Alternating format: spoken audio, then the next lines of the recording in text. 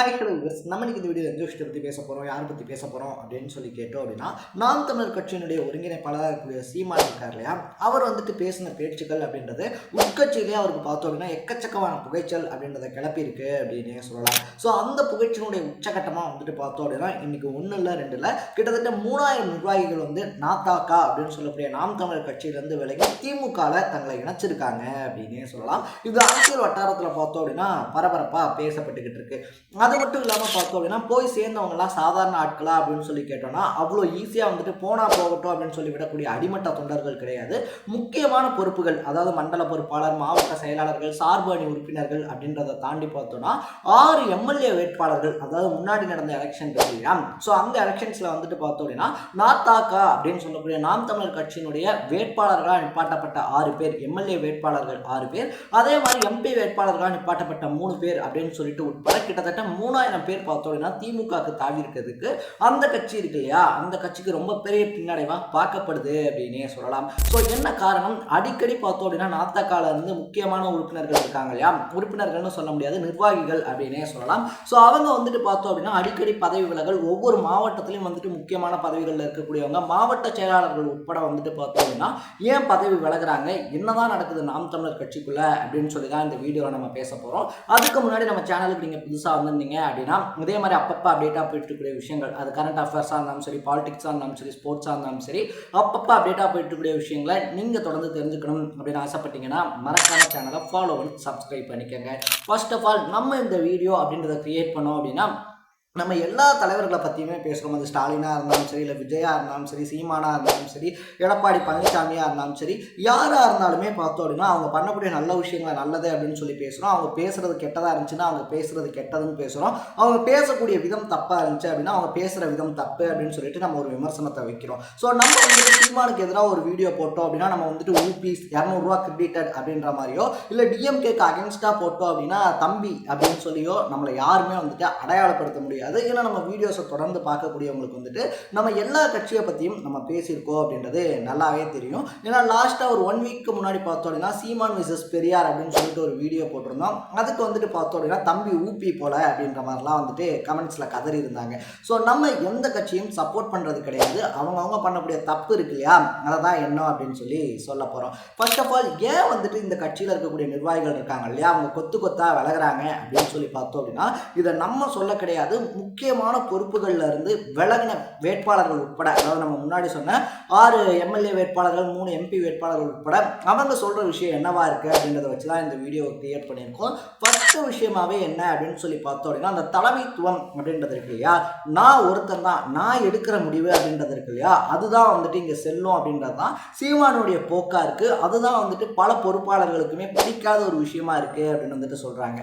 இது என்னப்பா இருக்கு, எல்லா கட்சியிலுமே இதுதானே நடக்குது அப்படின்னு சொல்லி கேட்டோம் அப்படின்னா எஸ் எக்ஸாக்ட்லி எல்லா கட்சியிலுமே நடக்கிற விஷயம் தான். பட் எல்லாருமே வந்துட்டு பார்த்தோம் அப்படின்னா எக்கச்சக்கமான அறிவுரைகள், எக்கச்சக்கமான விஷயங்கள் அப்படின்றத கேட்பாங்க. இப்போ 10 மாவட்ட செயலாளர்கள் இருக்காங்க அப்படின்னு சொல்லி வச்சுக்கோங்களேன். இப்போ லைக் டிஎம்கே இல்லை ஏடிஎம்கே அப்படின்னு சொல்லி எடுத்துக்கிட்டோம் அப்படின்னா டிஎம்கேவை பொறுத்த வரைக்கும் KN நேரு இருக்காரு அப்படின்னா அவர் ஒரு இது சொல்லுவார். இப்போ அன்பில் மகேஷ் இருக்கார் இல்லையா, அவர் ஒரு விஷயம் அப்படின்றத சொல்லுவார். இந்த பக்கம் வந்துட்டோம் அப்படின்னா KKSSR அவர் ஒரு விஷயம் அப்படின்றத சொல்லுவார்.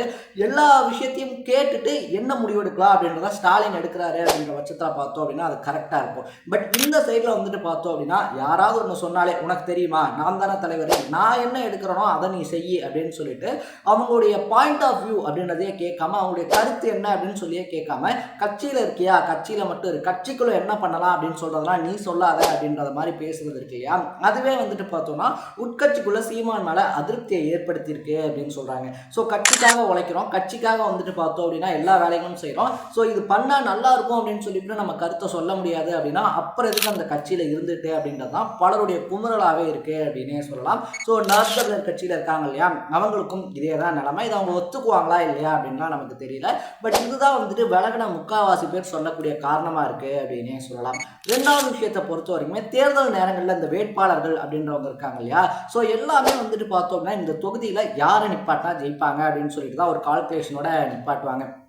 லைக் எக்ஸாக்ட்லி வந்துட்டு ஒரு சின்ன எக்ஸாம்பிளோட சொல்லணும் அப்படின்னு சொல்லி பார்த்தோம் அப்படின்னா, இப்போ இந்த தொகுதி இருக்குது, திருப்பூர் தொகுதி இருக்குது அப்படின்னா, இப்போ திருப்பூர் தொகுதியில் வந்துட்டு எக்ஸாம்பிளுக்கு ராஜ் அப்படின்னு சொல்லி ஒருத்தர் இருக்காருன்னா, அவரை நிப்பாட்டினா ஜெயிக்க முடியுமா? அவரை உள்ளூரில் இருக்கக்கூடியவங்களுக்கு எத்தனை பேருக்கு தெரியும்? என்ன ஓட்டு சதவிகிதம் அப்படின்றது இருக்குது அப்படின்ற மாதிரிலாம் இல்லாமல், கன்னியாகுமரியில் இருக்க ஒருத்தர் கூப்பிட்டு வந்து இங்கே நிப்பாட்டுறது, இங்கே இருக்கிறவரை தூக்கி கரூரில் நிப்பாட்டுறது அப்படின்ற மாதிரியான விஷயங்கள் பண்ணுறது இருக்கு இல்லையா? ஸோ அதை வந்துட்டு உட்கட்சியில் இருக்கக்கூடியவங்க வந்துட்டு இல்லை இந்த ஏரியாவில் இவருக்கு நல்ல செல்வாக்கு அப்படின்றது இருக்குது, இவரை வேட்பாளராக நிப்பாட்டினா நம்ம ஜெயிக்கிறதுக்கான வாய்ப்பு இருக்கு அப்படின்னு சொல்லி சொன்னோம்னா, அதெல்லாம் எங்களுக்கு யாருக்கு என்ன பண்ணணும் அப்படின்னு சொல்லி தெரியும். என்னை நம்பினா என் பின்னாடி நில்லு, உன்னெல்லாம் நம்பி கட்சி நடத்தணும்னு சொல்லி அவசியம் கிடையாது அப்படின்ற மாதிரி சீமான் பேசின ஆடியோக்கள் கூட பார்த்தோம் அப்படின்னா பல பகிரப்பட்டிருந்துச்சு அப்படின்னே சொல்லலாம். ஸோ இந்த மாதிரி கட்சி ஜெயிக்கணும் அப்படின்னு சொல்லிட்டு வீட்டை மறந்து உழைக்கக்கூடியவங்க ஒரு கருத்து சொன்னா கூட அதை அக்செப்ட் பண்ணிக்கக்கூடிய இடத்துல சீமான் இல்லை அப்படின்றது இருக்கு இல்லையா? அதுதான் வந்துட்டு பார்த்தோம் அப்படின்னா கட்சியை சார்ந்தவங்களுக்கு ரொம்ப பெரிய மன உளைச்சலை ஏற்படுத்தியிருக்கு அப்படின்னு சொல்றாங்க. ஸோ வீட்டை மறந்து, சாப்பாடை மறந்து, தூக்கத்தை மறந்து பார்த்தோம் அப்படின்னா ஊரூரா கூட்டம் போட்டு கத்துனாங்க ஒரு விஷயத்த சொன்னா சீமான் அதை ஒரு கருத்தா கூட எடுத்துக்கிறது கிடையாது, அக்செப்ட் பண்ணிக்கிறது கிடையாது அப்படின்றதான் கட்சி நிர்வாகிகள் வைக்கக்கூடிய 2வது பெரிய குற்றச்சாட்டா இருக்கு அப்படின்னு சொல்லலாம்.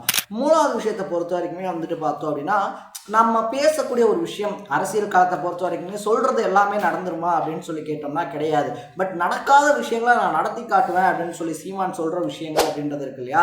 லைக் நான் வந்துட்டு முதலமைச்சர் ஆயிட்டேன் அப்படின்னா தமிழ்நாட்டுக்கு ஜிஎஸ்டி கிடையாது, இந்தியன் கிரிக்கெட் டீம் மாதிரி தமிழ்நாடு கிரிக்கெட் டீம் அப்படின்னு சொல்லி ஒன்று உருவாக்குவேன் அப்படின்ற மாதிரி எக்கச்சக்கமான விஷயங்கள் அப்படின்றத சொல்லுவார். அதே மாதிரி வந்துட்டு பார்த்தோம் அப்படின்னா அவருக்கு எதிரான ஒரு விமர்சனம் அப்படின்றது வைக்கும்போது அதை அடியோட மறுக்காம வந்துட்டு மாற்றி மாற்றி பேசுறது அப்படின்ற ஒரு விஷயத்தையும் பண்ணிக்கிட்டு இருக்காரு. இந்த பிரபாகரன் ஃபோட்டோ இஷ்யூ அப்படின்னு சொல்லி வந்துச்சு இல்லையா? ஸோ அதை வந்துட்டு பார்த்தோம் அப்படின்னா ஒரு டேரக்டர் அதை நான் தான் எடிட் பண்ணேன் அப்படின்னு வந்துட்டு சொல்கிறாரு.